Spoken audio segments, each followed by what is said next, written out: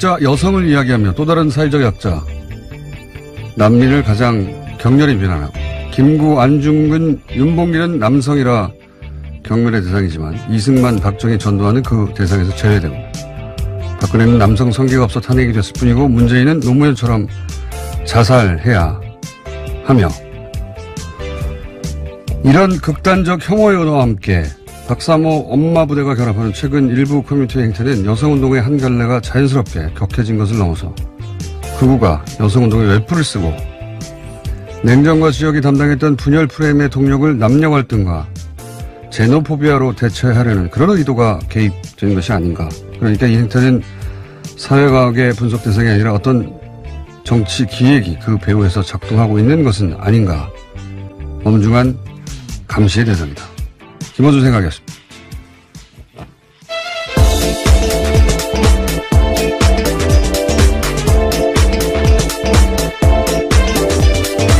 시사인의 김은지입니다. 같은 이슈를 세 번 연속하는 경우가 거의 없는데 마지막으로 한 번만 더 얘기를 해볼까 하는 이유가 있는데 그 이유를 좀 설명하겠습니다. 원래 이런 초기에 이런 일부 커뮤니티의 자극적인 말들은 워낙 오랫동안 쌓여온 이제 이 남성 중심 사회의 억압구조, 그거를 이제 공세적으로 공략하는 그런 새로운 운동 기법. 네. 약자는 원래 권력과 수단이 제한적이니까 이 강고한 구조하고 싸울 때는 어쩔 수 없이 의도적으로 좀 위압적이 되고 그리고 그런 강자가 기존에 쓰던 뭐 언어나 기법을 빌려서 그대로 되돌려주고 그래서 효과를 극대화하고 그런 새로운 운동 기법으로 이해된 측면이 있고 실제 그런 측면도 있었어요. 예. 근데 이제 특히 최근 들어서 올해 들어서 저는 어떤 특이점을 본다고 말씀드렸는데 이 해석으로는 설명이 안 되는 굉장히 극우적이고 그리고 점점 정치적 목적을 노골화하는 그런 움직임이 분명히 그 일부에서 있어요. 오프라인에서 이제 뭐 박사모 엄마 부대가 같이 결합을 한다든가, 이게 이제 반복적으로 얘기하지만, 사실은 올해 들어서 냉전, 지역이 급격히 해치되고 있단 말이죠. 그래서 이런 그 분열 프레임을, 우리나라 약한 고리죠. 젠더 이슈라는 게 굉장히 남녀 갈등 혹은 뭐 외국인 혐오, 제노포비아 이걸로 대체하려는 노력의 일환을 보인다. 저는 그래서 계속 반복 언급하는 건데 어제는 이제 천주교 성체 모독하는 그런 게시물이 크게 논란이 됐습니다.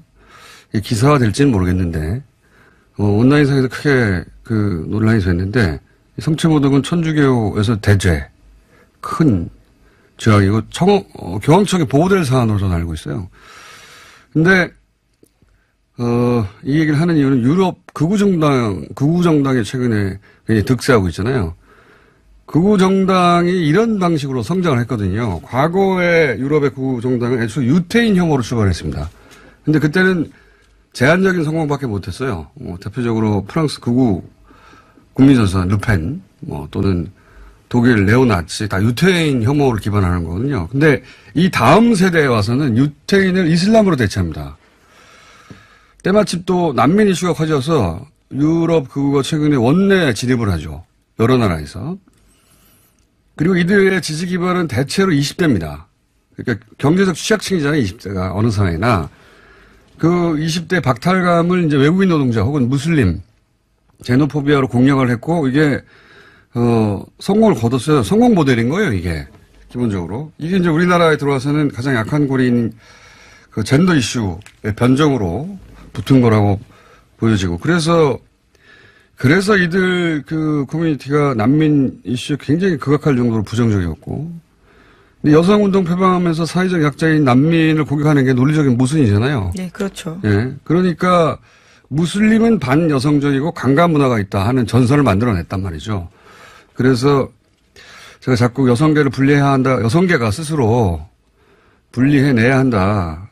요 일부의 극단적인, 극우적인 움직임은 하는 이유가 뭐냐면 이게 이제 여성운동 외피를 쓰고 극우 정당의 토대로 혹은 뭐 진보의 분열점으로 그렇게 작동할 것이다. 우리 정치 지형을 굉장히 심각하게 왜곡시킬 수 있다. 유럽의 성공 모델입니다. 실제. 이게 뭐 남자라서 불편해서 이런 차원에서 얘기 드리는 게 전혀 아니고, 이게 그래서 사회과학으로 막 해석하려고 하는데 그게 아니라 정치적 작업 아니냐. 유럽에서 검증된 모델을 우리가 여기서 만들어내려는 시도가 있지 않느냐, 일부. 잘 대처하지 않으면은 향후 큰 문제가 될 수 있다. 연속으로 말씀드린 이유입니다. 자, 첫 번째 뉴스는 뭡니까? 네, 계속해서 첫 번째 소식으로 국군 기무사령부 관련된 뉴스 전해드리고 있는데요. 이번에도 똑같습니다. 기무사에 정보보고를 하는 육군 조직이 서울경찰청사 안에서 사무실을 뒀다라고요. MBC가 어제 저녁 보도했습니다. 여기서 시민단체 관련 정보를 수집했고 그 내용을 보수단체로 전달했다라고 하는데요. 이 또한 문건에 나옵니다. 박근혜 정부 시절인 지난 2014년 4월 달에 작성된 건데 기무사령관 하명사항이다. 라는 부제가 붙어 있고요. 여기 내용으로는 시위에 참여하는 시민을 좌파로 지칭하고 있습니다. 뿐만 아니라 제한군인회 회장이 시위 계획에 대응하기 위해서 정보를 실시간으로 받길 원한다라고 되어 있는데요. 심지어 표까지 그려가면서 집회 정보를 제공할 것으로 보입니다. 참 이것도 좋은 뉴스네요. 경찰에 군인이 들어가서 경찰 정보를 빼서 네, 사무실까지 사용하면서요. 네, 빼서 이게 소위 어떤 정보냐면, 경찰이 당연히 이제 집회를 하면 집회 관련 정보들이 있을 텐데, 시민단체, 그러니까 민간인 사찰에 해당되는 거죠. 그런 정보를 빼내서 기무사에 넘겨주면 기무사는 그것을 보수단체에 넘겨가지고. 네, 소위 맞불 집회를 기획한 맞불 겁니다. 집회. 예. 항상 맞불 집회가 있었죠, 이럴 때는. 그 맞불 집회가 자연스럽고 당연한 것처럼 보이게 만들어 사실은 이렇게 기획된 것이고, 게다가 이런 맞불 집회에 삼성의 돈이 들어갔었다. 이런 뉴스도 있었죠. 예. 골 때리는 겁니다, 이게. 작동 원리가. 네. 알면 알수록 정말 다 경악을 금치 못할 뉴스들인데요. 다 문건으로 이제 사실들이 나오고 있는 겁니다. 이게 이제 누군가의 주장이 아니라, 예. 기무사에서 나온 문건에 이런 내용이 내부 있는 문건이고요. 겁니다. 서울경찰청 또한 이러한 사실들을 모르다가 올해 초 정보 유치를 확인하고 자체 조사 벌였다라고도 하는데요. 문제가 불거지자 수방사가 서울시경 파견단을 지난 3월에 부대를 복귀시켰다라고 합니다. 예전에 이런 이제 보수 집회 보고 돈은 누가 준 거냐 뭐 이런 식으로 하면 벌컥 화를 내고 자발적인 모임이고 순수한 모임이고 이런 대응이었으나 지금은 이제 그런 얘기는 못 하겠죠. 예. 그런 짐작은 있었으나 다들 문건으로 확인된 겁니다. 네, 예. 물증으로 점점 더 확인되고 있는데요. 뿐만 아니라 여론 조작 정황도 또 나왔습니다. 이명박 정부 시절의 기무사인데요. 대한민국 제한군인회가 발행하는 매체에 4대강 사업 옹호 기사를 게재한 정황도 드러났다라고 합니다. 오늘 아침 경향신문 보도인데 서울중앙지검 국정원 수사팀이 이 같은 혐의를 포착하고 지난달 해당 매체인 코나스넷 사무실을 압수수색했다라고 합니다. 안보신문을 표방하고 있는 이 신문은요. 제한군인 회장이 발행하고 있고 제한군인회와 같은 건물을 사용하고 있는데 댓글 공작 수사하던 중에 추가로 혐의가 포착됐다라고 합니다. 이 앞에 뉴스는 박근혜 정부 시절 기무사고요. 지금 뉴스는 4대강 5 기사를 냈다. 네, 이명박 정부 시절 기무사의 문제입니다. 기무사는 항상 이래왔던 거예요. 예. 우리는 뭐 방첩 활동하는 줄 알았더니 앞에는 민간인 사찰을 한 것이고 이번에는 정보 홍보를 한 거죠. 네, 일종의 여론 조작이라고 할 수 있는 것들인데요. 정부 돈을 받아서 기무사 예산으로 사용하면서 그런 식의 홈페이지를 만들어서 정보를 조작했다라고 볼 수 있습니다. 군인이 새누리당 외곽 조직처럼 움직인 겁니다, 당시에. 기무사가 했던 활동이 이게 문서로 지금 나오고 있는 와중이고. 네, 뿐만 아니라 다른 혐의들도 있는데요. 보면요. 청와대 요청으로 기무사가 나는 꼼수다 방송을 녹취해서 보고하는 등 직무 범위를 벗어난 불법 행동 한두 개가 아니다라고 합니다. 아니, 저는 이렇게 실종됐다니까요. 심지어 녹취해서 보고까지 했다라는 것들은요. 계엄령이 만약에 정말 떨어졌다. 그 당시 그 계획 나온 거 보면은 광화문에 탱크 80대, 장갑차 200대, 그 다음에 이제 그 완전 무장한 군인 2,500명 까는 거거든요. 예. 광화문에만 일단. 예, 탄핵 심판이 기각됐을 경우. 그렇죠. 다른 지역에는 또, 다른 지역대로 가는데 탱크 80대, 장갑차 200대가 광화문에 꽉 차 있다고 생각해 보세요. 그 군인들이 그 완전 무장하고 총 들고, 예, 서 있고. 그러고 나서, 정부 부처 언론사 장악하고, 그 다음에 그 시위한 사람들 다. 총기를 어떻게 사용할지에 대한 네. 계획까지도 있었는데요. 시위한 사람들을 잡아가고, 그 다음에 총기를 언제 발사할 것인지 계획이 되어 있었단 거 아닙니까? 근데 이런 문건을 가지고 이게 문제가 없다. 군이 정상적으로 위기 상황에 대처한 거다라고 그렇게 말하는 게 말이나 됩니까? 일반인들한테는 도저히 먹히지 않는 내용이고, 그러다 보니까 이제, 독립수사라고 이제 지시를 했죠, 대통령이. 예, 문재인 대통령이 지금 해외 순방 중인데요. 거기서도 지금 이런 긴급한 지시를 내렸습니다. 국군기무사령부에 대해서 독립수사단을 구성해서 신속하고 공정하게 수사하라는 건데요. 촛불 집회 당시에 국군기무사가 계엄령 문건 작성한 데 대해서 수사가 필요하다는 목소리가 높아지자 이에 대해서 빠르게 대응한 겁니다. 그러니까 육군과 기무사, 이게 이제 보고라인 속에, 보고라인 선상에 있었던 사람들이 다수 있으니까 이게 이제 정보가 왜곡되거나 차단되거나 그럴까봐 공군이나 해군 출신 법무관으로 독립수사단을 꾸리고 그리고 국방부 장관한테 보고하지 말라. 네, 소위 셀프 조사 논란에서 벗어나겠다라고 하는 건데요. 왜냐하면 문제가 되는 전현직 사람들이 여전히 군에 있기도 합니다. 그리고 이제 전직 기무사령들 같은 경우는 이제 민간이 됐기 때문에 그 군 법무관으로는 수사 한계가 있어요. 그래서 아마 제가 보기엔 검찰도 같이 수사를 하게 될 것 같고. 네, 민간 검찰과 수사 공조가 필요한데요. 조현천 전 사령관이 현재 미국에 있는 중이라고 합니다. 왜 미국에 갔겠어요? 기무사 관련 문건 계속 나올 것 같다고 말씀드렸는데 뭐 계속 나오고 있는 와중입니다. 예. 우리가 상상했던 혹은 뭐 그럴지도 모른다고 의구심을 가졌던 예. 그 사람들 그런 일들이 실제로 이루어졌다는 게 문건으로 나왔다는 게 중요합니다. 네, 이제서야 물증으로 드디어 나온 겁니다. 자, 다음 순요. 네, 북미 관련된 소식인데요. 트럼프 대통령이 현지 시간으로 10일 김정은 북한 국무위원장에게 줄 작은 선물이 있다라고 밝혔습니다. 다만 이 선물이 무엇인지에 대해서는 밝히진 않았는데요. 줄 때 알게 될 것이다 라면서요. 구체적으로 공개하진 않았습니다. 벨기에 브뤼셀에서 열리는 나토 정상회담 참석을 위해서 출국에 앞서서 기자들과 만나서 이렇게 이야기했습니다. 이제 뭐 CD를 직접 준다는 얘기인지 그래서 언젠가 조만간 만날 그 선물인지는 모르겠는데요. 네. 기자들이 CD에 대해서도 물어봤습니다. 그러니까 아직은 자기가 가지고 있고 일정한 시기에 전달하겠다라고 답했습니다. 그러니까 자기가 줄 때 건넬 때 알게 될 것이라고 했으니까 자기가 건네려면 만나야 될 거잖아요. 그러니까 뭐 김정은 위원장을 어쨌든 올해가 지나기 전에 만날 계획이 분명히 있는 것 같고요. 예, 그런 운을 띄우는 것 같고. 그리고 또 한편으로는 김정은 위원장에게 미국 정부 차원에서 크게 해줄 게 당장 없단 말이죠. 미국 의회에서도 그렇고 여론도 그렇고. 그러니까 이제 이런 유화적 제스처를 계속 취해가는 것 같아요. 예, 기분 상하지 말라고. 그러니까 북미 관계 정상화를 꼭 하고 싶은 거죠. 그게 본인의 정치적으로도 큰 도움이 되니까. 트럼프 대통령이 이렇게 친절하게 구는 건 김정은 위원장밖에 없습니다, 현재. 네, 관계 개선의 의지를 계속해서 드러내기 때문에 네. 북한 또한 의지를 보여주면서 서로 좀 합을 맞춰갈 필요가 있다라는 그러니까 생각이 드는데요. 실무 차원에서의 어떤 뭐 당연히 티격태격이나 긴장감 같은 건 있을 수밖에 없는데 이제 맨 뒤에서 하지만 우리 진리는 이런 거니까 판을 엎지는 말자 이런 메시지를 의도적으로 계속 관리형 메시지라고 봅니다. 네, 다음 뉴스는요. 네, 장자연 씨 관련된 소식도 계속 전해드리고 있는데요. 검찰 진상조사단에서 장자연 씨 사건에 대해서 재조사 중입니다.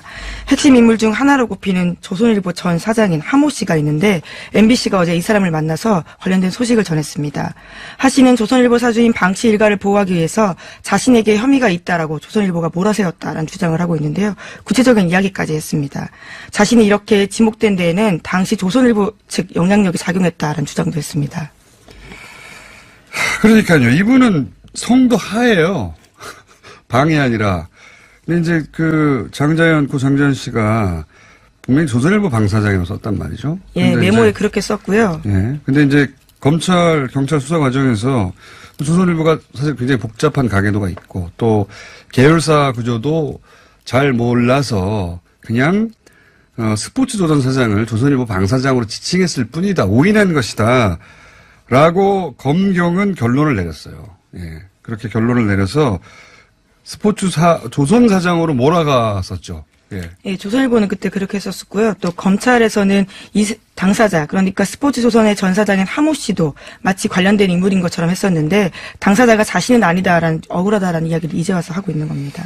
그러니까요. 예. 이게 이번에 만약에 진실의 일단이라도 밝혀지지 않으면, 다시는 그런 기회는 없을 거라고 봅니다. 이 사안을 또다시 수면 위로 끌어올릴 동력이 남아있지 않을 거거든요. 예. 그런 만큼 이 사안과 관련해서, 사건 관련해서 조금이라도 진실의 일부를 알고 있는 분들은 이게 다 나와야 된다고 봅니다. 그동안 무서워서 말을 못한 분들도 많을 거예요. 지금 조선 전 사장만 하더라도 스포츠조선의 사장식이나 했던 분인데도 불구하고 그동안 적극적으로 나서지 못했거든요. 예. 네, 자신도 지금까지 주변 취재 기자들로부터 조선일보가 사주 일가를 보호하기 위해서 자신을 희생양으로 삼으려 한다는 이야기를 자주 들었다라는 이야기도 밝혔습니다. 그래도 적극적으로 나서지를 못했던 게 조선일보가 가지고 있는 뭐 힘, 예. 그 업계에서 그리고 검찰, 경찰도 이런 결론을 유도해낸 힘, 뭐 이런 게 두려웠겠죠. 근데 지금이 기회다라고 봅니다, 저는. 예. 그 온전한 진실 전체가 모습을 드러내려면 지금이 기회다. 자, 다음 순요. 예, 삼성의 노조 파괴 공작 관련된 소식인데요. 삼성의 노조 파괴가 문제로 부각된 상황에서 박근혜 정부 시절에 노동부가 삼성 쪽에 입장을 들어주라면서 일선 노동청에 지시했다라고요. 어제 MBC가 보도했습니다. 삼성 편을 든 건데 삼성 쪽 임원이 노동부를 방문한 이후에 벌어진 일이라고 합니다. 별로 놀랍진 않네요. 현직 경찰이 삼성 노조 협상을 아예 대신해 주는 것만큼 놀랍지는 않네요. 예. 어쨌든 박근혜 정부 시절에 노동부인데 말이죠. 예. 노동부가 삼성 측의 입장을 들라고 노동청에 지시했다는 거 아닙니까? 네. 예. 문건 내용이 이렇습니다. 삼성의 이야기를 충분히 들어주지 않는다라는 불만이 들려와서 안타까움이 마음이 든다라는 건데요. 안타까운 마음이 든다라는 내용 자체를 문건에다가 썼습니다. 그러니까요. 이게 편지도 아니고요. 노동부에서 노동청에 누군가에게 개인적으로 만나서 했다는 얘기가 아니고요. 노동청에 보낸 공식 문건에 이런 내용이 나온 겁니다. 예, 삼성 이야기를 충분히 들어주지 않는 불만이 들려 안타까운 마음이 든다. 네, 삼성전자 얼마나 애가 타는지. 당시의 근로감독 결과가 불법 파견이다라는 내용들이 나왔었는데요. 이에 대한 항의 혹은 불만을 표시한 겁니다. 그러니까 말입니다. 재밌지 않습니까? 삼성공화국이라는 말이 그냥 레토릭이 아니라 실제였던 거예요. 예. 자, 다음은요. 네, 이명박 전 대통령 소식 오랜만에 전해드리겠는데요. 한참 재판이 진행 중입니다. 이와 관련해서 어제 좀 관련된 내용들이 나왔었는데 다스의 미국 소송을 맡았던 변호사가 이명박 전 대통령에게 한미 정상회담 대응 방법 등 다수의 외교 컨설팅까지 했다라는 내용을요. 검찰이 어제 공개했습니다.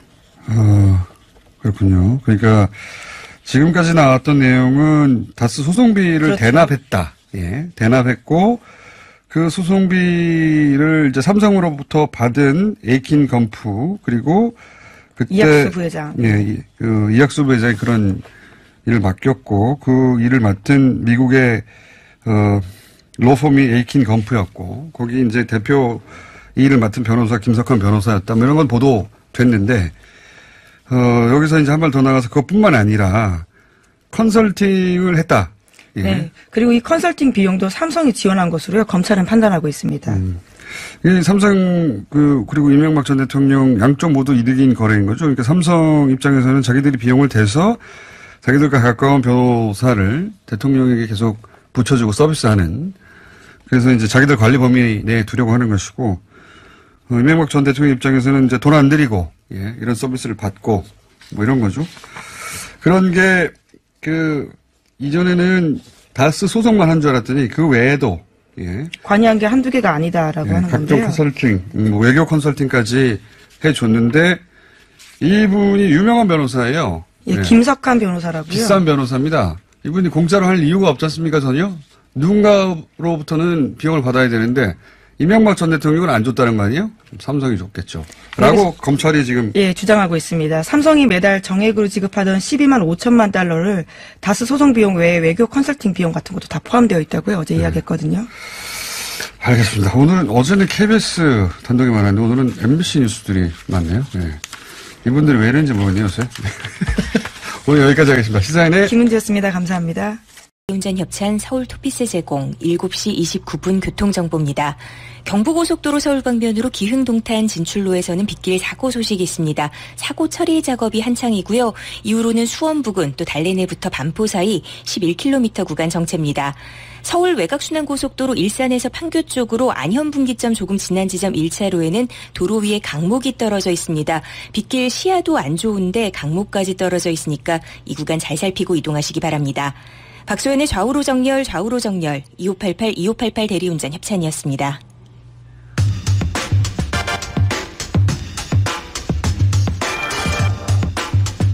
문재인 대통령이 오늘까지 인도를 방문했죠. 신남방 정책을 표방했는데 이 인도 시장에 대해서 좀 알아보겠습니다. 현재 인도에 계신 한국외대 인도학과 김은기 교수님 전화 연결돼 있습니다. 안녕하십니까, 교수님? 예, 안녕하십니까? 네, 한국외대 인도학과 교수님이기도 하신데 인도에서 또 기업도 운영하신다고요? 예, 서울과 인도에 법인을 두고 있습니다. 아, 그래요? 주로 중견기업의 제품과 서비스를 인도로 수출하고 예. 인도 제품 중에서 월드 베스트만을 골라서 국내 시장으로 수입하는 일을 하고 있습니다.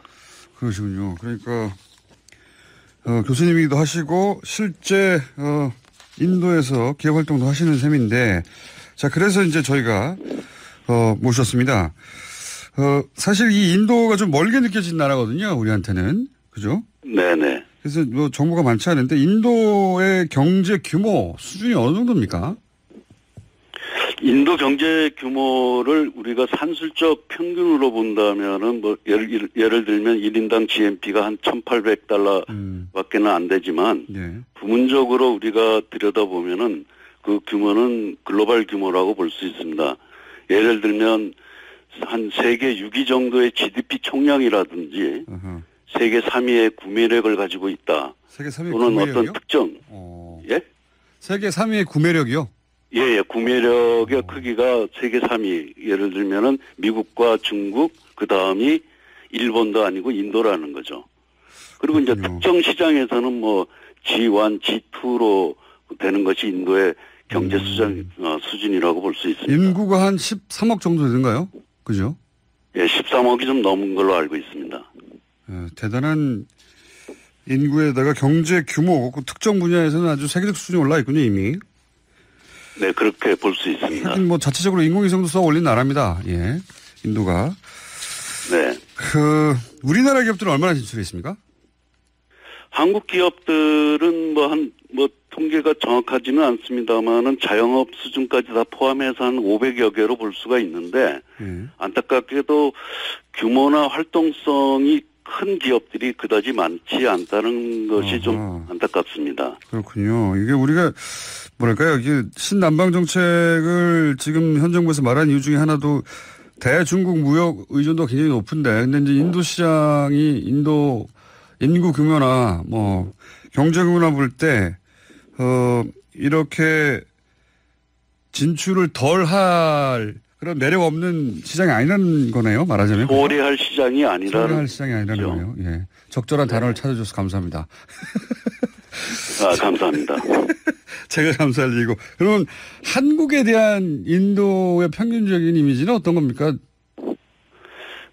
한국에 대한 이미지는 여전히 뭐 저를 보면은 사우스냐 노스냐 뭐 삼성 뭐 그 정도를 이야기하는 기초 단계이지. 그렇군요. 구체적으로 한국에 대한 인지도를 갖고 있다고 할 수는 없습니다. 뭐 다른 나라와 비교해서 그렇다는 거죠. 그렇군요. 심지어 우리가 뭐 경제적으로 굉장히 중요하게 생각하는 한인도 자유무역협정 이른바 세파라는 건데 그러한 걸 존재에 대해서 알고 있는 기업인도 그렇게 많지가 않다. 기업인조차 모른다.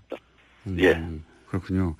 그래서 지금 문화에 있어서도 뭐 우리가 뭐 예를 들면 한류라든가 케이팝을 운운하고 있지만 이게 국소적이지 전체적이지 않다는 점을 우리가 오해하지 말아야 될 겁니다. 인도에서는 한류나 케이팝도 대단히 제한적이군요. 예, 지역적으로 뭐 일부 제한적이죠. 예. 그런데 사실 최근에 인도가 이제 중국의 라이벌이기도 하면서 경제가 급성장하고 있지 않습니까? 굉장히 그 슈퍼파워까지는 아니어도 굉장히 중요한 시장이자 파워로 성장하고 있는 건 사실이죠, 인도가. 네, 그렇습니다.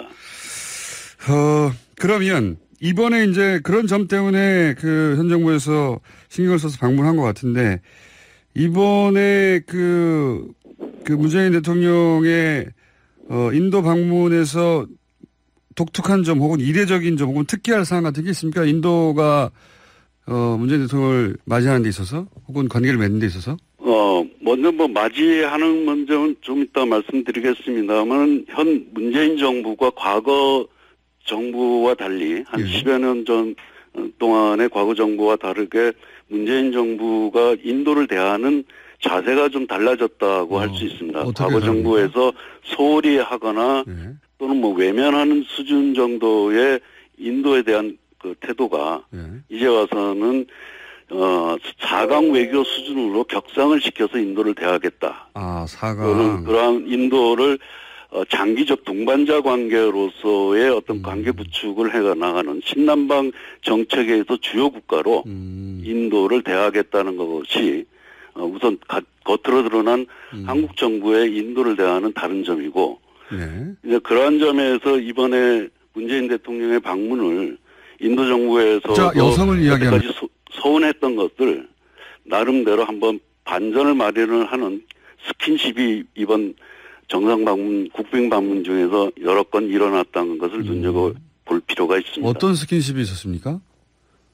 예를 들면은 삼성전자를 방문하기로 돼 있는 대통령 일정엔 예. 사실은 처음에는 모디 총리가 동행한다는 것은 밝혀지지 않았습니다. 아, 그렇군요. 근데 갑자기 없던 일정이 물론 저 생겼고. 외교적 결례라고는 할 수 있습니다만 그런 수준은 아니고 직접 총리가 삼성전자를 가는 길을 안내하고 그 안내하는 길도 그냥 차량을 타고 쭉 가는 것이 아니라 한국 기업이 만든 지하철 노선에 한국 기업이 만든 차량을 타고 일부러. 그다음에 이제 한국 기업이 현재 만들어 놓은 공장 준공식을 동행해서 가면서 서로 대화를 나누었다는 것이 하나의 어떤 눈여볼 스킨십이라고 볼 수 그러니까 이제 우리 정부가 인도를 중요한 파트너로 삼고 있다는 것을 인도 쪽에서도 알고 인도 역시 우리 정부 인도 역시 중요하게 받아들인다. 예. 그렇군요. 제가 본 사진 중에 하나는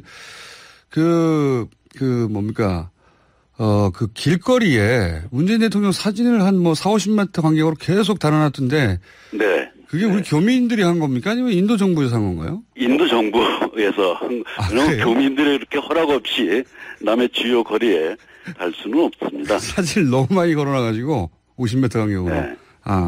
그런 점들이 예를 들면 인도가 좀 이례적으로. 전례가 없었던, 예. 전례가 없었던 겁니까? 네.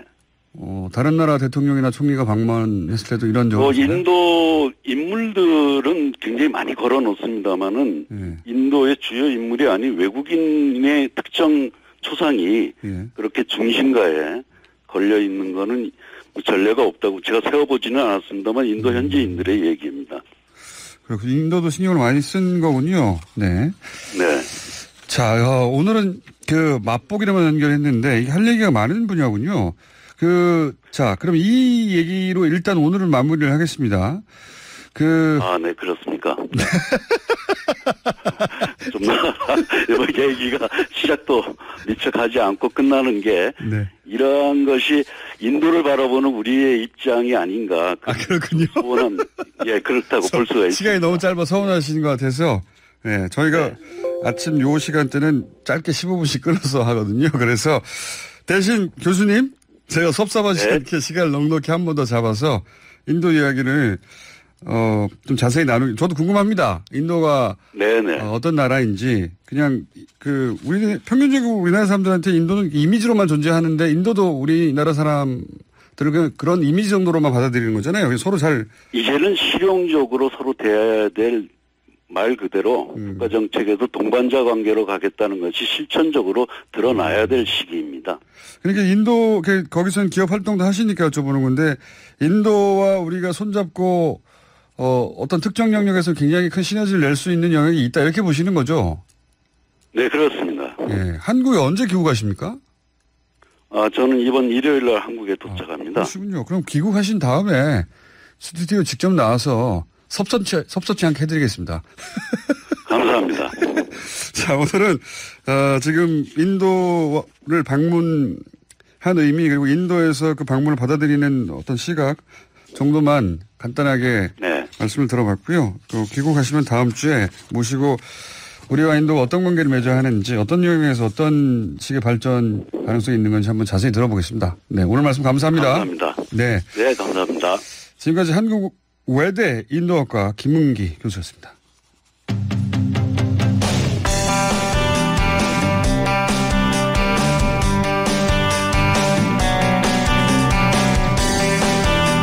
자, 국군 기무사 문제 한번 다뤄보겠습니다. 계엄령 문제 거의 처음으로 제기했던 곳인 것 같고 이번에 기무사를 고발한 직접 당사자이기도 한 군인권센터 임태원 소장님 나오셨습니다. 안녕하십니까? 네, 안녕하십니까? 이 문제를 거의 처음 거론했던 것이 군인권센터 아닙니까? 뭐 이철희 의원이 공개는 하긴 했는데요. 예. D페이지를 공개를 안 하셨더라고요. D페이지를 처음 공개하셨군요. 네, 그래서 D페이지가 사실 굉장히 중요하거든요. 병력 동원에 대한 구체적인 내용이 제 담겨 말은 있습니다. 뭐냐면 이번 건 말고 그 네. 이전에도. 그렇죠. 저희가 사실 위수령하고 예. 계엄령에 대한 문건 검토를 예. 국방부가 했고 네. 그것을 한민구 장관이 지시한 것으로 추정된다. 그러니까 이 문건으로 구체적으로 확인되기 전에 네네네. 이미 언제입니까 그때가? 3월 8일이에요. 그러니까요. 네. 몇 달 전에 지금부터 4개월 전 저때 저 전화 연결도 한번 하지 않았나요? 네네 맞습니다. 예. 그때는 문건은 없었지만 네네. 제보에 의하여 네네. 그런 내용이 있는 것으로 네네. 확인된다고 예. 이제 뭐 기자회견도 하셨는데 네. 당시 언론은 이제 구체적인 물증이 없으니까 네 맞습니다. 네 조금 다르다 말았죠. 네네. 근데 그게 이제 확인된 거예요. 네, 그러니까 맞습니다. 이 문건 이전에 이 문건의 내용 주요 내용을 먼저 고발하신 분입니다. 네 그렇죠? 맞습니다. 네, 일단 제가 그렇게 칭찬을 해드리고 네, 감사합니다. 그거 알아주는 데가 별로 없더라고요. 네, 뭐 기자들은 잘 잊어버리더라고요. 네.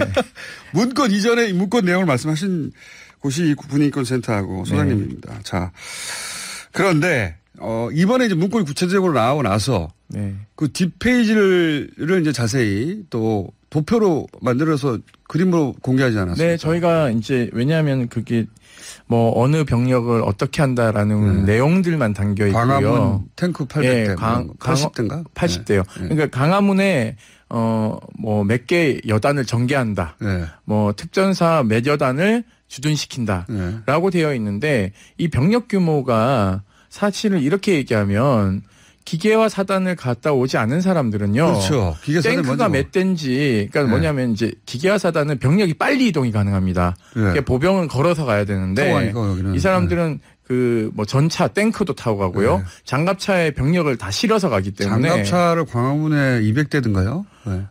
제가 보면 대략 그 정도 250대인가 뭐. 전체가요. 총 투입 병력이 서울 시내만 탱크가 200대고 네, 전체에서. 예. 근데 광화문에 집중하더라고요. 강화문은 탱크 80대, 장갑차 200대입니다.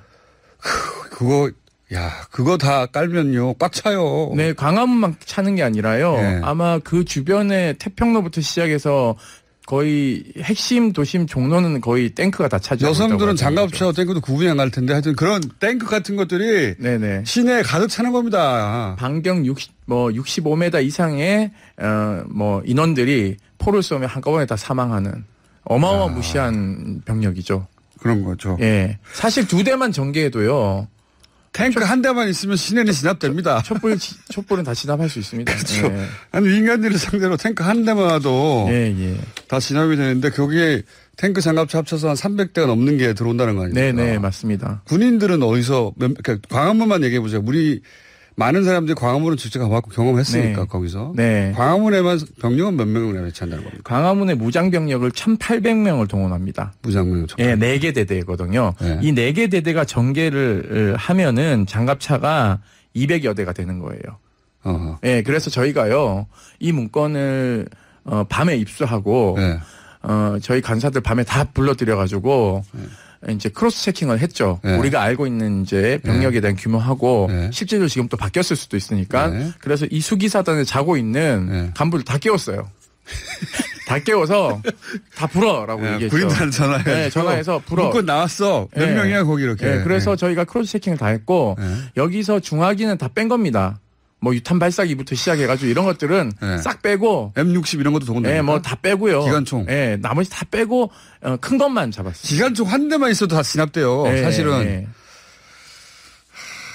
이게 어마무시한 문건이죠. 무서운 개혁이었네요. 네, 이건 반란을 모의한 겁니다. 실제로. 그 내용으로 보면 그렇습니다. 그리고 뭐 더 문제는 기무사가 합동수사본부를 운영하는 것을 이 문건에서 합수부 소위. 합수부죠. 그러니까 기억하시겠지만 전두환이가 합수부 본부장을 했죠. 이것이 계엄하에서는요.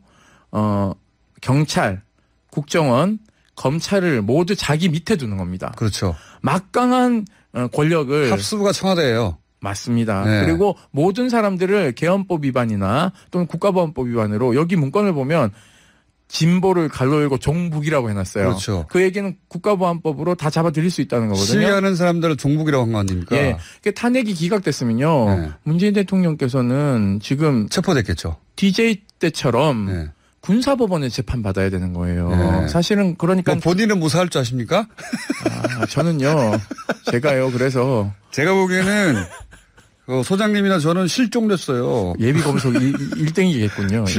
실종됐을 사안이고, 이게 웃으면서 얘기하는데, 저도 처음 이 문건을 보고 소름이 쫙 끼쳤어요. 예. 야, 이 정도까지 계획을 세웠구나. 네네네. 꼼꼼하게 세웠더라고요. 그러니까 굉장히. 이 문건이요. 사실은 기무사는 작전을 하는 곳이 아닙니다. 그렇죠. 그러니까 이 문건의 모태는 다른 곳에 또 존재하는 것이죠.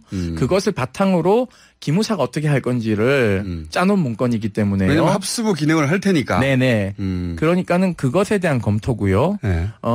둘째는 제가 봤을 때는 과거 윤석양 이병이 그 보안사 문건을 폭로하지 않았습니까? 예. 일명 청명 작전이죠. 예, 청명 작전. 호원 조치에 반발하는 민간인 사찰. 그렇죠. 예. 제야 인사들과 이런 분들, 야당 인사들 이런 사람들을 집 구조나 이런 것들 자주 가는 곳 다 파악해서 조기에 모두 검거하기 위한 작전이죠. 그렇죠. 위수령 혹은 계엄령을 하면 제일 먼저 이 사람부터 잡아가야 돼. 네네. 라고 명단을 800명인가 900명 만들어놨단 말입니까. 네, 맞습니다. 예. 그런데 이런 비슷한 일들을 한 거예요. 보니까 시위 주동자들이라든가. 저는 이 문건이 분명히 기무사 어딘가에 존재할 것이다. 하부 문건. 그러니까 왜냐하면 본인들. 누구 잡아가느냐. 그렇죠. 본인들이 하는 일은 그거거든요.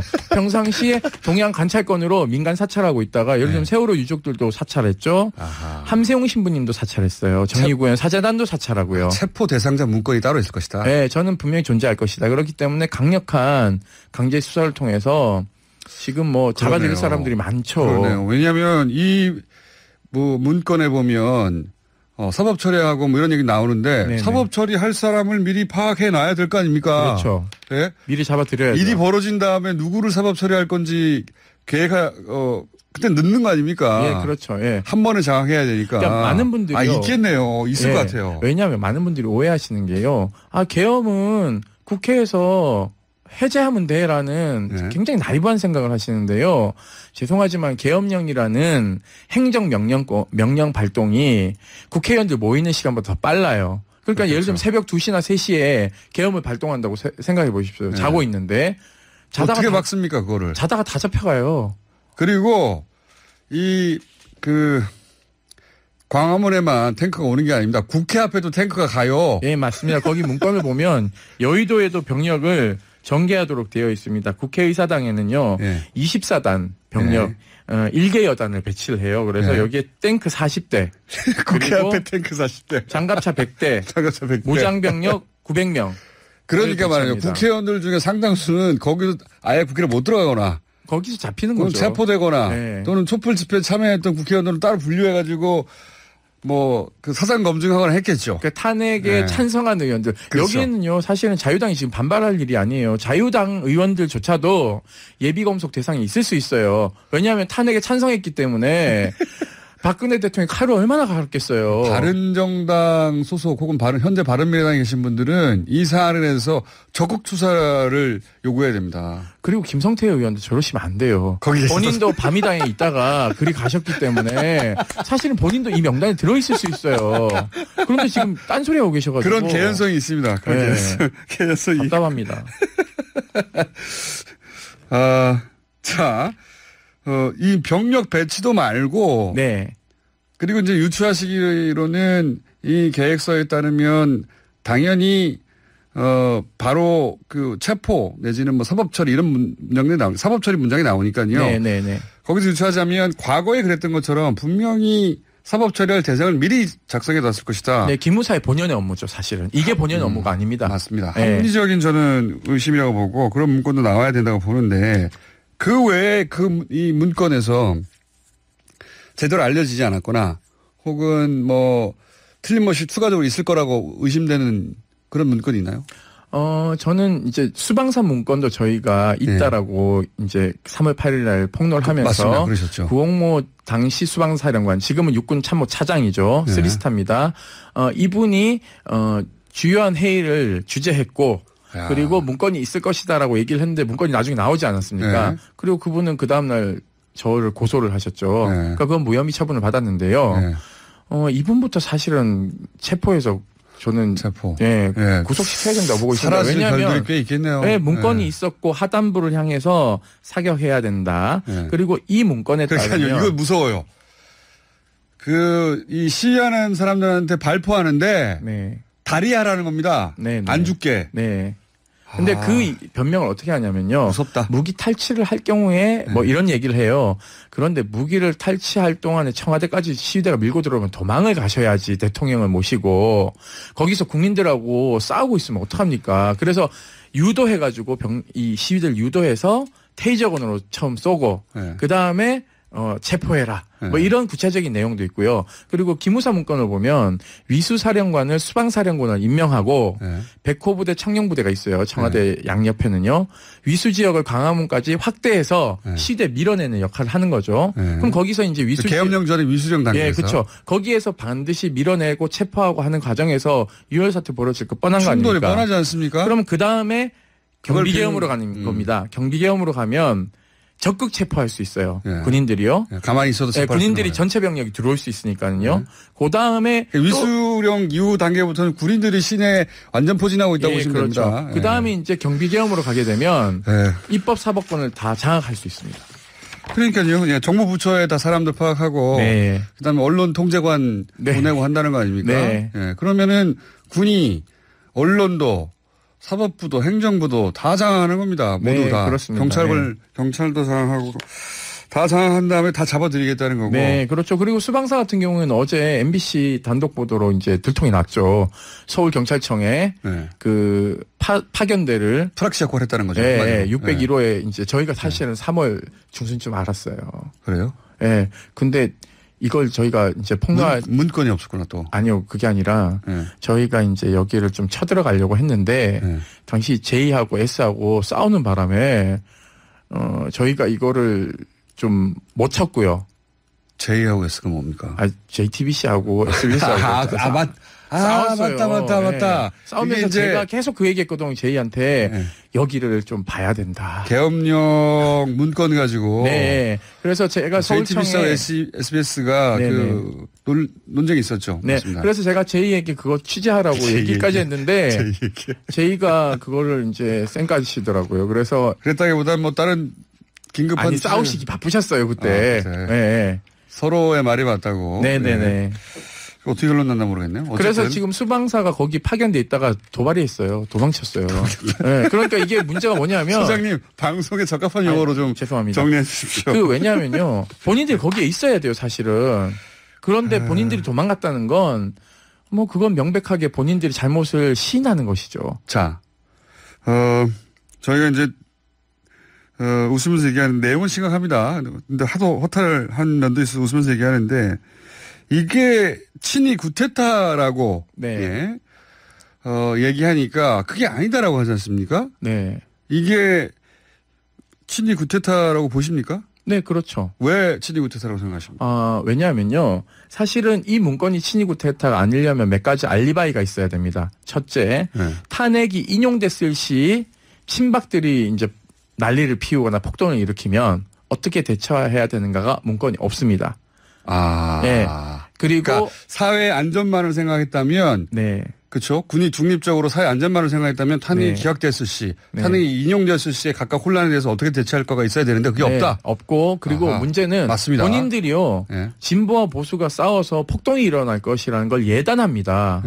점을 치고 있어요. 사실 이런 예단은 굉장히 위험한 것이거든요. 그리고 그 중에서 이 진보, 사실 진보도 아니야. 그 광화문에 나왔던 일반 시민들이 나온 건데 어쨌든 시위자들은 다 종북이기 때문에 라고 단정하고 계획을 세운 거잖아요. 네, 그렇기 때문에 사실상 이 예단 하에서 이것을 작성했기 때문에 군이 정치 개입을 한 것이죠. 사실은요. 맞습니다. 그렇기 때문에 군의 정치 개입은 굉장히 법으로도 엄격히 통제해 놓고 있는 거고요.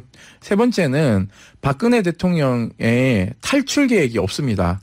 만약에 시위대가 청와대를 공격했을 경우에 만약 이 문건대로라면 이 문건대로라면 작전 계획에 따라서 대통령을 수방사 벙커로 피신시켜야 되는 거예요. 안전한 곳으로. 네. 근데 그런 계획이 1도 없습니다. 그러니까 이 문건은 박근혜 대통령의 정치적 욕망을 그대로 투영한 문건이라고 보셔야 됩니다. 대통령 자리를 유지하며 본인에게 반대하는 사람을 어떻게 제압할까? 네. 그런 관점에서 작성됐다는 겁니다. 이게. 네, 맞습니다. 그런 걸 친이 구태타라고 하죠. 아버지한테 배운 게 다 그런 것들이기 때문에. 자, 군인권센터 임태훈 소장님이었습니다. 고발도 하셨죠? 네, 고발했습니다. 네. 오늘 여기까지 하고 또 앞으로 소식 전하겠습니다. 감사합니다. 네, 고맙습니다.